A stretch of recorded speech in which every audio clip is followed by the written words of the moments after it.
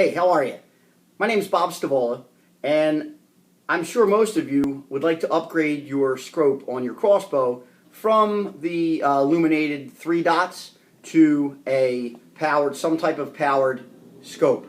I just did mine, and when I tell you it took me the better part of 30 minutes to go from out of box, mounted, and sighted in.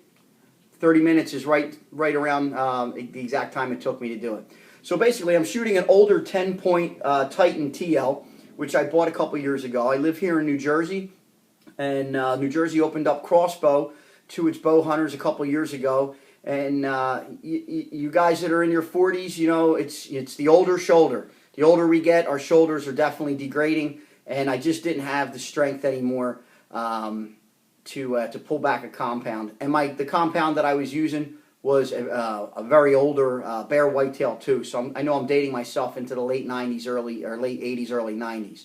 And I figured if I was going to spend the money on setting up a whole new compound, why not buy a crossbow? So I found a great crossbow, this Titan TL-7 by TenPoint Crossbow Technologies. It's an older bow. I bought it used. This thing is a workhorse. It's an absolute workhorse. So I decided to take off the 3-dot scope that was already on the bow, that was essentially dead on, but the dots, they were starting, the light was starting to break apart, so to speak, and the dots weren't as clear. So I was really starting to gain concern about the accuracy of the scope in my shots. I want a clean kill. So basically what I did, I looked around, went on Amazon.com and bought a Hawke XB30, okay, crossbow perfection. And it basically has a crossbow speed selector. This particular crossbow is on the slower side at 280 feet per second. So I needed something that was going to fit this particular crossbow. Quickly, cut this thing out of the box. It already came mounted on the rings were set, and the scope was already fixed to its bottom bracket. I simply removed the old 3-dot scope that I had on there, the 3-dot sight, I should say. Wasn't much of a scope, more of a sight, and this here married right up to the ramp I have on my scope, or on my crossbow now. Got it locked in. Again, guys, go with the KISS theory. Keep it simple, stupid, okay? Determined my eye relief, and if you read the instructions, it tells you to loosen these 4 Allen screws, these 8 Allen screws up here, and maybe slide the scope forward and backward to adjust to your eye relief.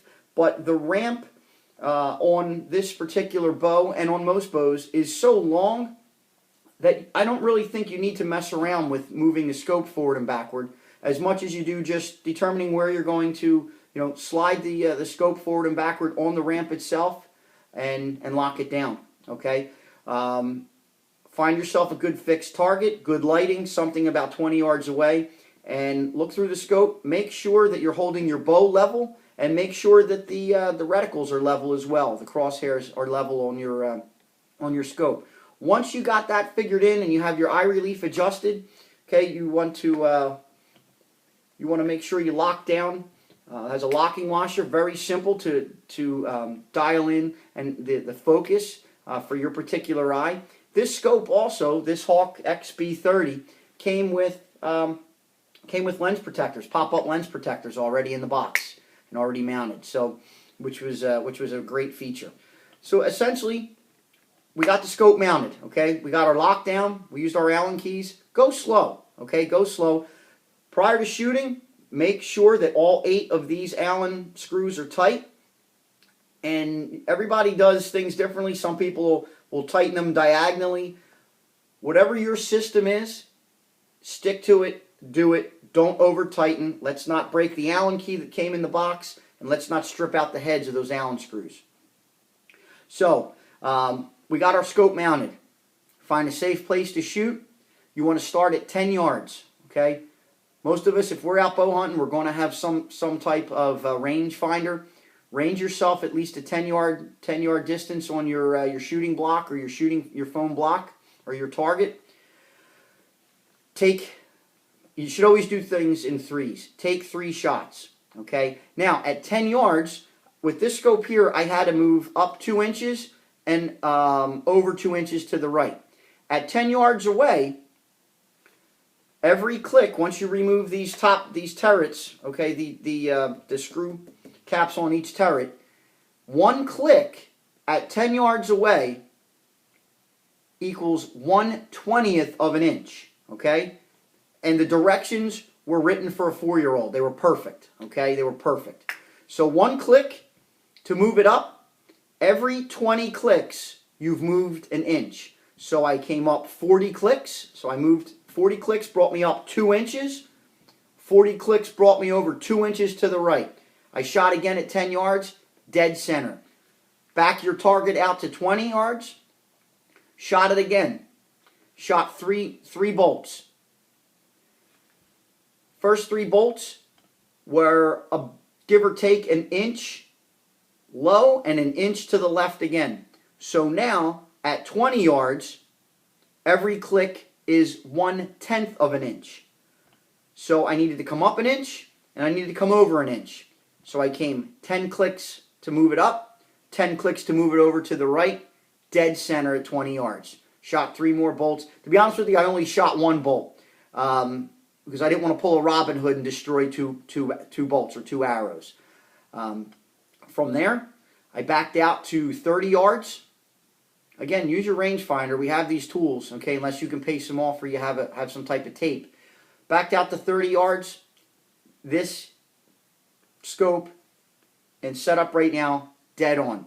So the reticles in the crosshairs in your on this Hawke XB30, the reticles, you have one for 20 yards, 30 yards, 40, 50, and then 60.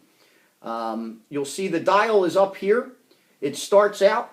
You can drop this all the way down to 210 feet per second. Again, this is an adjustable scope. It adjusts to your bow, and this particular scope is great for some of the lower end bows. Okay, the older bows, the slower bows. But it also adjusts up to 360 feet per second. I'm set at 280. You'll set it and forget it, guys and ladies, because I know we have a lot of ladies breaking into bow hunting as well. Set it, forget it. Once you know you got the right speed, don't tinker with it. It has a lockdown flathead screw, so nobody can come up and adjust this and throw your distance, your feet per second off the rating.